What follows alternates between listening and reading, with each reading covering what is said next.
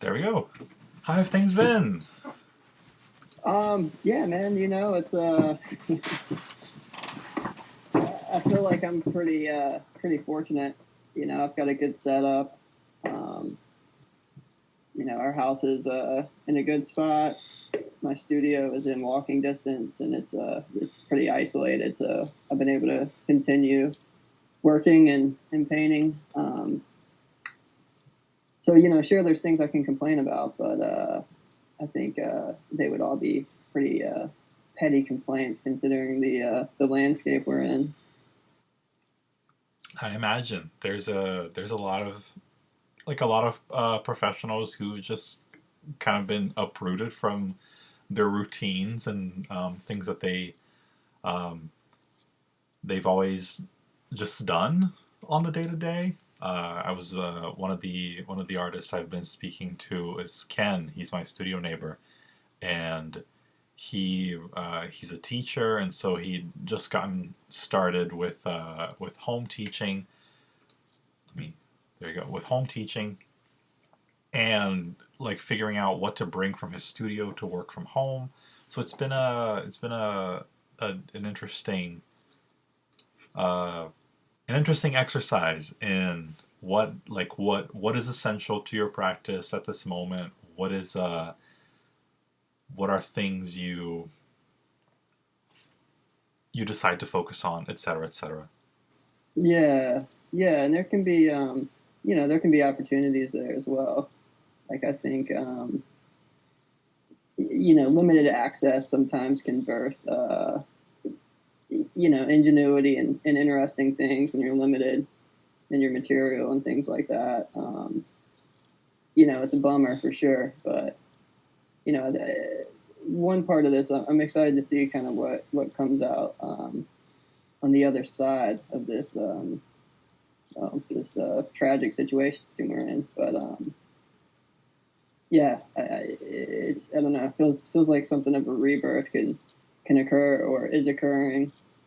Um, I don't know. Hopefully, empathy is goes up at the other end of this. um, so It's always good to hope. I was gonna ask if the kind because your studio setup seems to have been um, stayed the same for the most part. Has the work you've done or the things you're making art about changed in the last couple of weeks? um, yeah, I think. Well, it's been even though I'm more or less spending the same amount of time in the studio. As during regular circumstances. The first couple weeks of this, for sure, it was a little harder for me to kind of let myself fall into the work and the ways I normally do. Mm-hmm. There was this part of me that remained tethered to reality, and I'm usually pretty good at clipping that string once I get going. So that's been kind of hard to shake.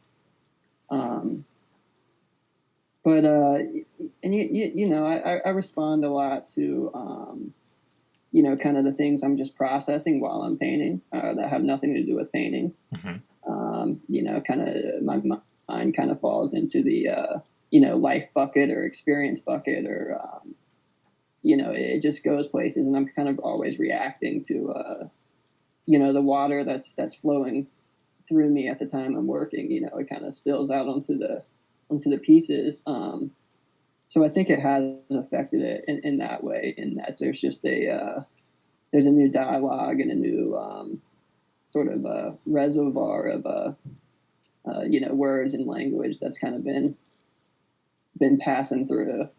Um, I can't pinpoint exactly what that is. Maybe once we're removed from this, we can kind of look back and say, oh, okay, it makes sense why I was mentioning these things during that time and stuff like that. But yeah, I mean, I guess it's just been effective in the way that life and experience affects the way you paint. You mentioned just now the like reservoir of things sort of inside you that you reference when you're painting. Can you tell me a little bit about that? Like, what is the usual bucket you're pulling from when you're making your work? Yeah, because the thing that I think that intrigues me the most, generally speaking, is the text that accompanies the work. I don't know if it like relates to American literature, and if it did, I still wouldn't know because I'm like not American. But this is a general question. Yeah, so the palette is kind of formed that way when something, for whatever resonates with me, I'll write it down. I kind of have a few places where I have running lists, Hmm. and I'll look at that from time to time when I'm painting, and there's the kind of the sortilege part of that, as well as the decision making and things like that. But then it's also a lot of the responses are also visceral, like just something popped in my head while I was working, so I put it down. um, but the names and the dates and the words and so forth in the work, they don't necessarily correlate to the imagery. um, I'm not 100% sure what I'm doing. I'm just kind of following instincts. But I think a big part of it is just trying to create a space or a scene, that you can fall into. So having something concrete like a name or a date, to serve is a something opposite of the non-objective painting language. The back and forth between those two hopefully can create a space of static or in between, that we can go into. That's really interesting. There's something to be said about trusting instincts, and I think that's sort of what's happening there, where you have this what you described as non-objective painting, and to kind of include language to ground it in um, some kind of reality. Not that I don't think your paintings exist outside of reality. I just think it's really interesting to use words and images in that kind of relationship. That's really awesome. Yeah, there's no agenda in the words or language I'm putting out there. You know, it's an opportunity, and ambiguity is something I hold in pretty high regard in the work. Um, so I hope it can be read in multiple ways, or a catalyst to take the viewer somewhere of their choosing. Yeah, let's see, to view somewhere of their choosing. Would you say some of the work you do is like landscape adjacent? I could see it being read that way. I don't think about it like that when I'm working. Hmm. But that's something I do. That's feedback I hear. Um, Mountainscapes or things like that. But it's not on my mind when I'm working. I understand. I've seen a good. I don't think I've seen all your work, but I've seen a good deal of it. There always seems to be an attention paid, at the very least, to the organization of the shapes and how they're delineated within the work surface. Um, Okay. even though it's abstract, it seems like each thing has its place, which I've always personally appreciated as someone who, I mean, you can't really tell that from a lot of the work I make, but I'm a big fan of grids, and sort of figure ground relationships, and sort of the artist's own sort of self established, what's the word, like their self-established like rules or parameters, the self-established parameters for what their art is about in that painting or in that series. Yeah, yeah, no, I can understand that. It's to bring back the language thing. It's kind of all creating, this language where things don't necessarily, a visual language, but it's yours. And I think the best way to do that is just being, as honest with yourself as possible, and kind of not letting, cognition get in the way of impulse. Um, and of course, I'm only speaking from my point of view and the way I work. There's it's not more valid than any other way of working, but for me, that's important. If there's an urge to paint over something, it's kind of like I have an agreement with myself that I follow the urges. Um, if I've been working on something for weeks and in a split second I get the urge to destroy it, I have to, I have this binding contract that I have to do it. A binding contract. I just think it's nice way to put it. Being brutally brutally serving the orbs or the whatever it is that flies into our studios and kind of nudges us in certain directions. I like what you said just there. Not letting a cognition get in the way of impulse. I was gonna ask if you think the kind of visual language you've developed has to do, like how much of it is sort of nature versus nurture, how much of it is inspiration versus the thing you've created for yourself. I've talked to artists about the how the ways they seek out to create sort of their own visual vocabulary, Mm-hmm. especially when it comes to abstraction. I'm sure you know Anne McEwen. Yeah, She was of a course. she was a resident at Aferro for many years, and we've had the privilege of hauling up a lot of her work in storage since she's moved back to California or to California. And something we were speaking about as I just like had her sit down with me to look at all this photography we'd done of her work is talking about the way like the time it took and the effort she was putting into um, developing like a system, a visual system of abstraction. What would her mark making look like that would set her apart from the mark making of other abstract painters, of other abstract mark makers? I think Yeah.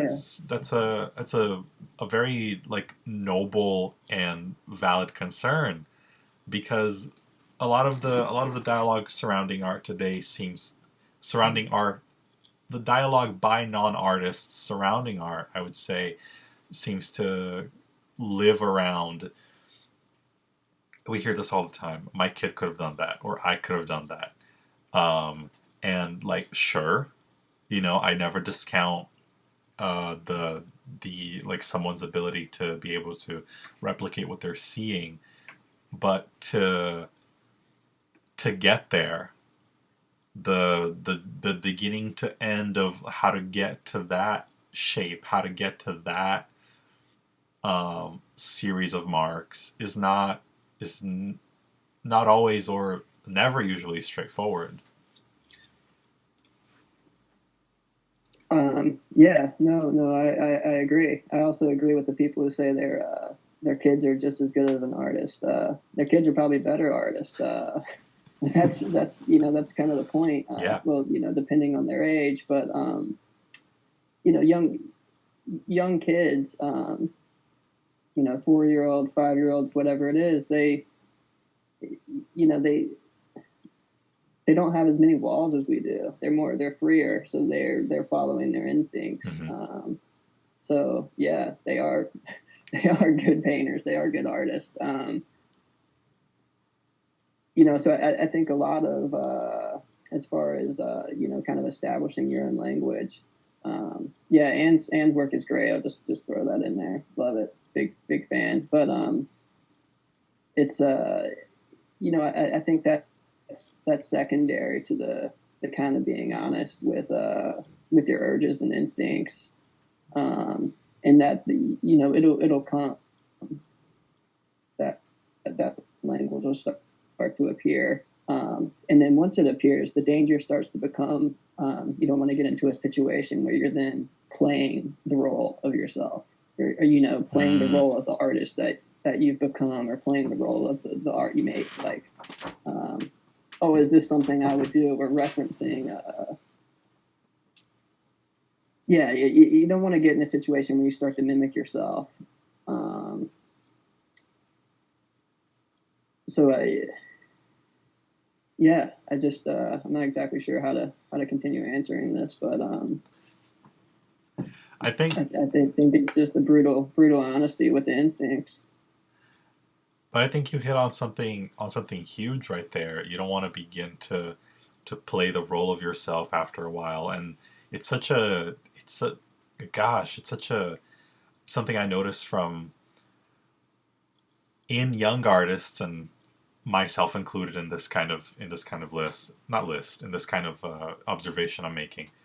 The the the need to establish your thing, right? This is my thing. This is the thing I do, and thinking you need to work in that wheelhouse, you begin to exhaust the various ideas within that wheelhouse. And in my case, because I have kind of like a tinker kind of work process, which explodes in like certain sections of the year.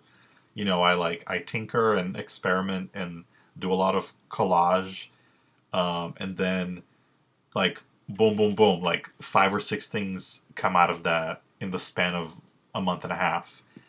Um, but then I'm always kind of sinking back into a rut a little bit of thinking, okay, but in the work I've done up to this point, what is the common thread? How can I continue to make work like this or not? And it's a there's something to be said about how instinct can be applied um, even in objective art, because you are, for my interpretation, mostly like a non-objective painter. Um, I am more of an objective painter, but even then, the kind of allowing yourself to follow an instinct as opposed to killing it dead in the tracks by thinking about it before you've even done it. You know, this kind of like, well, how am I going to do this? The how am I going to do this part is like such a dangerous stage. I feel right, like Yeah, right there is where so many ideas never see the light of day. Um, so it's just a constant exercise to not stifle yourself. yeah, and I think it's not, you're not starting at zero, every time, because the work you've done is now part of that vocabulary, and that's material you've thrown into your well. So now when your visceral responses are now responding to those experiences, and that work on its own. Um, but yeah, I've been thinking about, I don't know, kind of just how the whole process of making work and things. And I usually take a picture of all the pieces I'm working on when I leave the studio at night. and I'll sit, at home. I'll on the phone. I'll look at them, and I'll do the digital drawings over them to kind of try to figure things out. And it's like solving the puzzle, but I don't know why I do it, because I never implement it, because it's not and I'll be like, oh, I figured it out. Like, I know how to solve this painting. I figured it out, but it's not a puzzle to solve. It's something entirely different, because painting, the work I make, that I feel it's successful in the terms of presenting a genuine opportunity for people. It doesn't come about by trying to figure out, oh, how does a composition work? What's the color theory? All these things. Yeah. So I don't know. I kind of feel like the trying to solve the puzzle thing, it's like, that's just a way to get me to go to the studio the next day. It's just a way to be like, okay, like, here's a way I can start. But as soon as you start, you abandon that plan, and then that's when the painting can occur.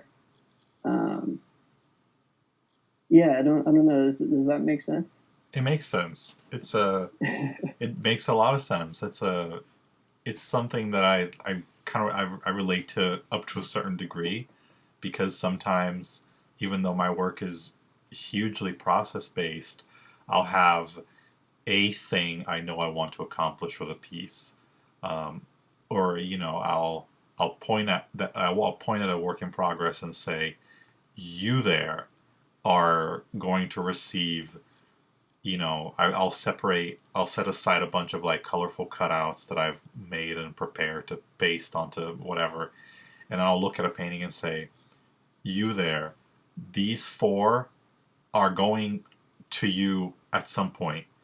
But then at that point, I haven't, sketched composition. I haven't decided. I've just thought in my head, okay, that portrait is going to be dark blue just in general, and here's four random cutout shapes that I'm going to paste onto it eventually. And it's kind of like giving yourself a prompt. It's more or less. There's like, my instinct told me to sit to like marry this collage to this painting, and then I figure it out. And ultimately, there's something to be said about the way you think of your work when it's on the studio wall, and working on it till it's finished.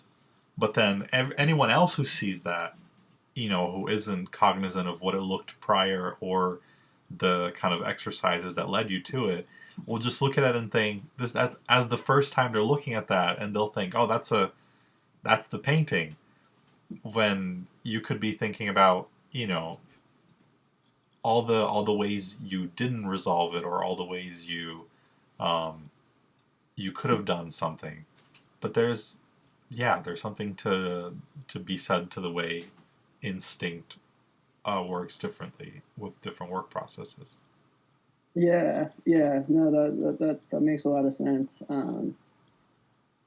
Yeah, because we're kind of always looking for the resolution, and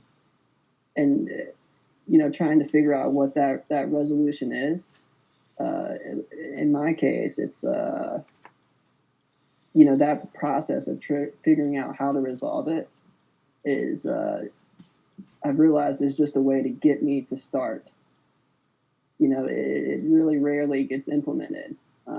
It's just kind of building up my confidence to say, all right, let's get back in the ring.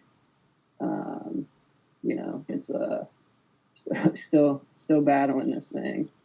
And in a lot of ways, it is just a war of attrition. It's just you just keep at it, and at some point, there's a handshake there between you and the piece. Mm-hmm. I wanted to sort of shift, just for my personal curiosity. I wanted to ask you what your art rearing has been, or was, up until the point you started making the work you decided was your own, where you've hit the stride of this is the work I am happy to create and will be continued to. These are the battles I'm willing to continue to fight to get to that handshake. What were things you were making before then? What was the kind of art rearing you had like? Um, oh, so yeah, I think in the very beginning um, that's when I was a teenager. I was big into to skateboarding and that culture, and that was kind of my entree into art and the art world. I started making stencils and spray paint pieces, things like that. Kind of just teenage angst sort of stuff. Yeah. Um, and then from there, it got a lot looser, but still kind of clung to that I don't know, defy the man type stuff. Um, and then yeah, once I started learning about the brutalist, and then people like Twombly and things like that, that had a pretty big impact on me. Um, and the work got really really loose, and um, yeah, and it just kind of and then at some point it started tightening up again, and then now I feel like it's kind of this dichotomy of things that are clean and dirty all at once, which I find very interesting. Um, but yeah, I mean, it was essentially like, I was looking at like Shepard Fairey when I was a teenager, and then Andy Warhol, and then that naturally led me to Basquiat, which led me to Twombly, which on down the line. So it's just kind of that natural curiosity, and then developing this understanding of art isn't this one thing. It's it's a blank, it's a blank vessel. It's what you put in it. So, Hmm. I like that. yeah, I don't know if that necessarily answered your question, but yeah, I don't know how I arrived here. I got in the boat, and this is the shore I washed up on. So Well, it makes sense. I hadn't the slightest clue you used to skateboard as a teenager. Um, and I have a friend who lives close to Easton, as a matter of fact, who they're still really big into skateboarding, and kind of their come up in their art practice, as well as the kinds of people who also make art around them, was about skateboarding as well. So yeah, it like weirdly makes sense because I have another person to reference that to. But just yeah, something about there's, I don't know. I think it's not as isolated as it may seem at first. There's something about skateboarders and like non-representational painting that like weirdly fits together, and I've seen multiple examples of of this in my life. So I don't know. Maybe a subject for a writing piece. It could be on the future. Sometimes I do that. Sometimes I'll notice a really small niche and just kind of obsess over it in like an art historian sort of way. yeah. I think there's definitely a lot of similarities. Yeah, I mean the creative aspect is pretty the main part of both, and then kind of the these niche society things. Well, skateboarding is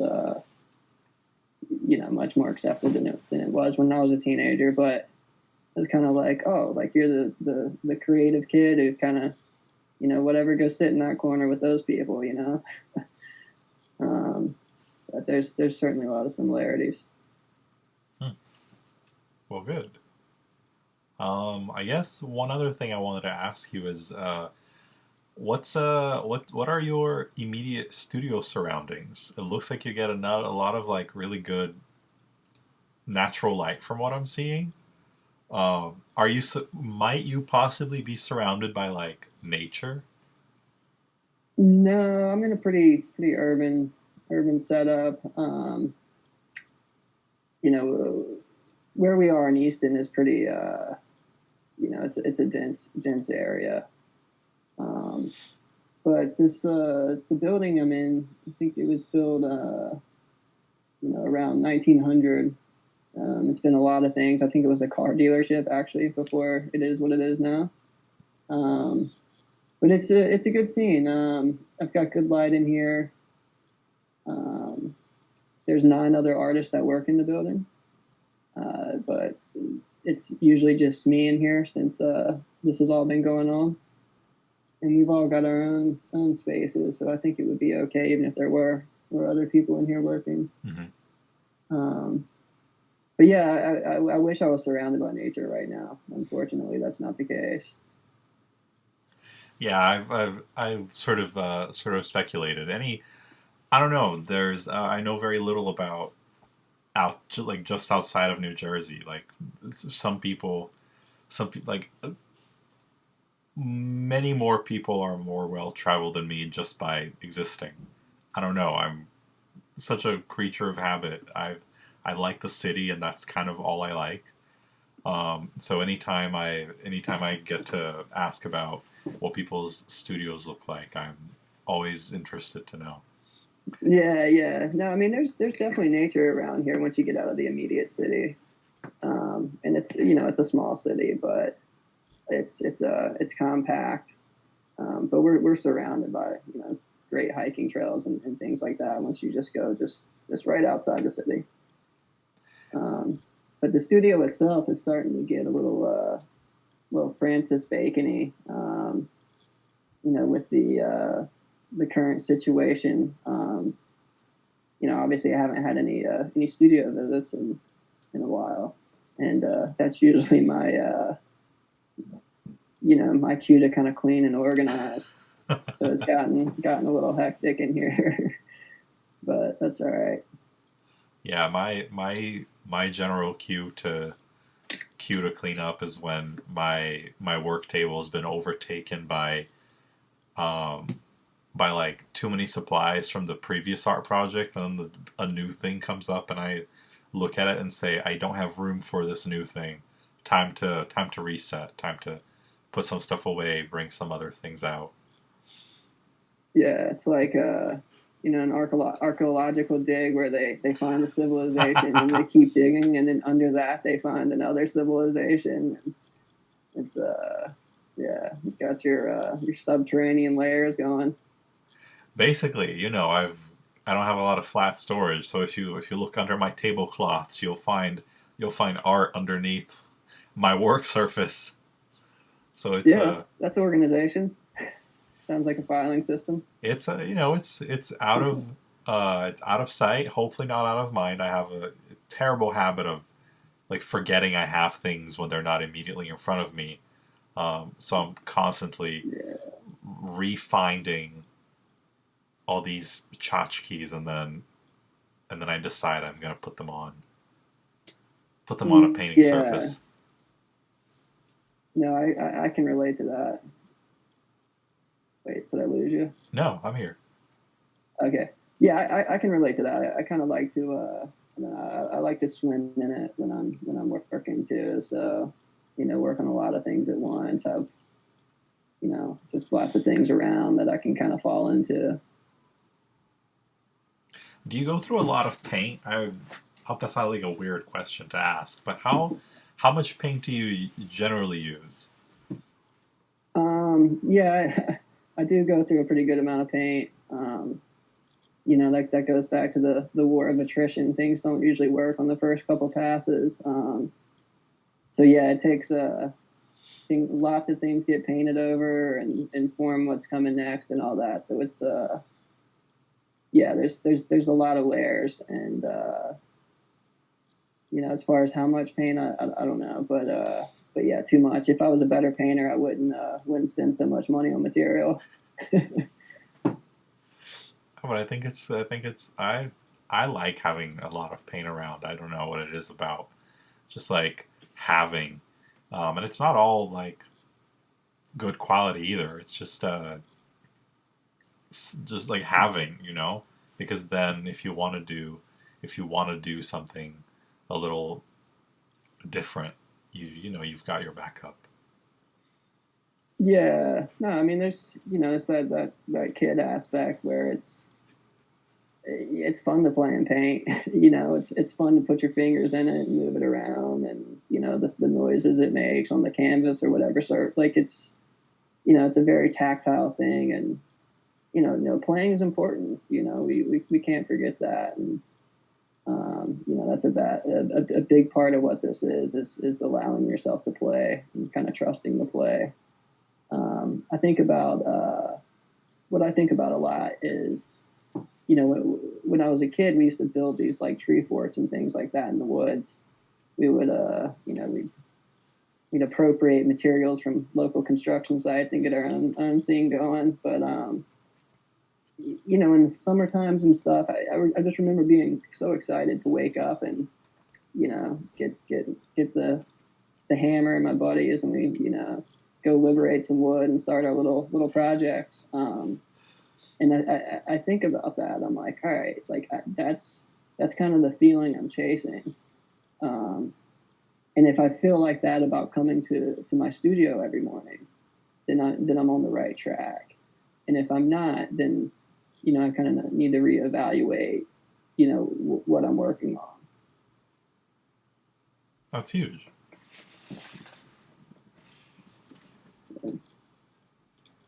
Well, um, I don't know. I don't know where to where to go, where else to take. Yeah, But lost in the woods. It's not a bad spot. I've not been lost in the woods yet. I hope to not be, but if I do, I hope to find my way back. Yeah, you'll be all right. Well, thank you for spending time with me this Friday afternoon, Joseph. Yeah, thanks, Juno. I definitely I appreciate it, man. I think thanks for all that you guys do, and stay safe.